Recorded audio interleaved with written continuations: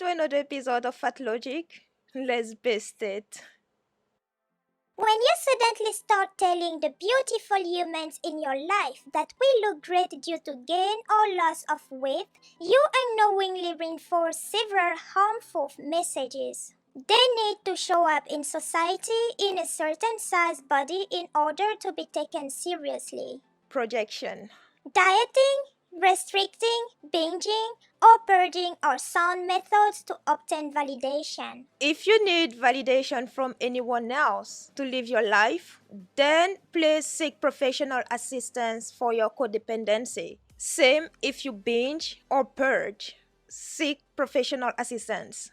Whatever their body deems to be default is not attractive. To be healthy is to engage in the disordered behaviors that lead to arbitrary body size listed on that chart on the wall. Okay, dieting is being diligent, caring, and respectful to your body. You need boundaries with your health. You need to know what you allow in your body and what you don't to keep healthy. And if that's restriction to you, then so be it.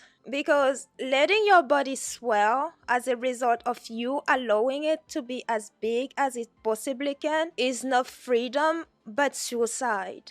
And that's a disordered behavior.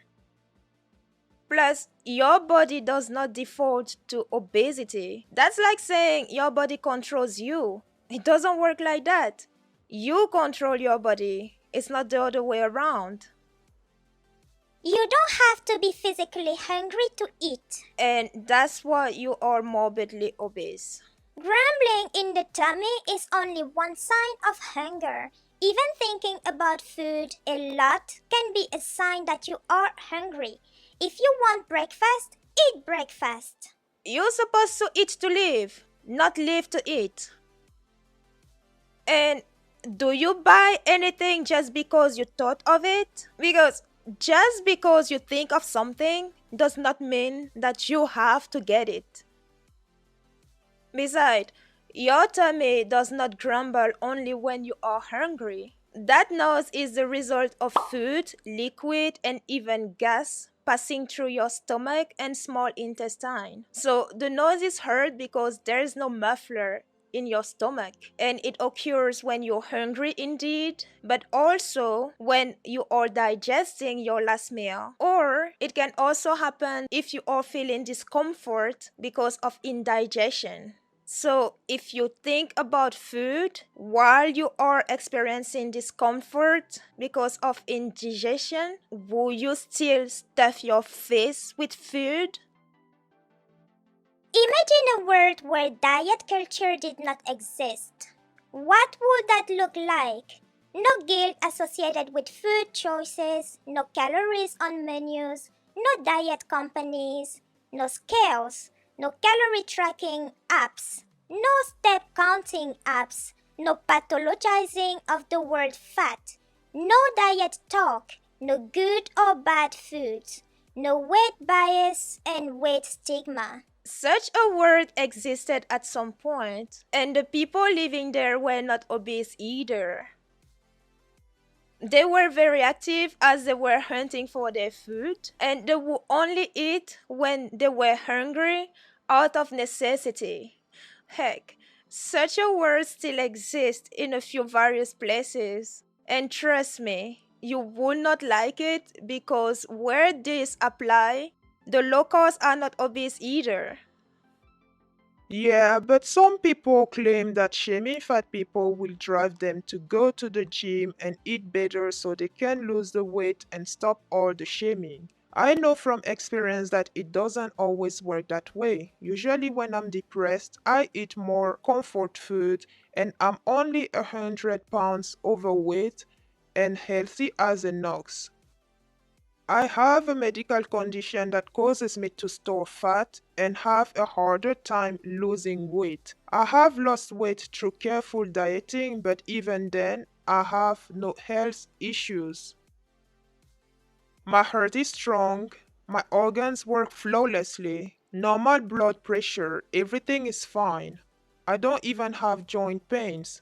My only issue caused by my weight is that I don't like to run cause I don't feel stable when I run. I work a farm, my friend. Most of the weight I carry is pure muscles. You just can't see it through the fat I've been working on losing. Saying that you have a medical condition and have no health issue is the oxymoron of the day. A pound of fat and a pound of muscle are equal just in the number. And because muscle is firmer, it takes less space than the same equivalent of fat. Besides, if you were 100 pounds of muscles overweight, you would know. And even in that situation, it would still not be healthy. Kind of sick of teen girls pretending to be dessert loving people. How often do you eat carbs, babe? Cause if you do, you ain't gonna look like that. Stop fooling people. Fat acceptance and healthy at every size just admitted to two things. Number one, they are obese because they stuff their face with unhealthy food. And number two, calorie in and calorie out does exist. Babe, you don't need to remove anything from your plate to keep a healthier weight. All you need is moderation with what you put in your body, liquids included. Counting your calories and all your macros is a good way to start if you are new at this, new on your fitness journey.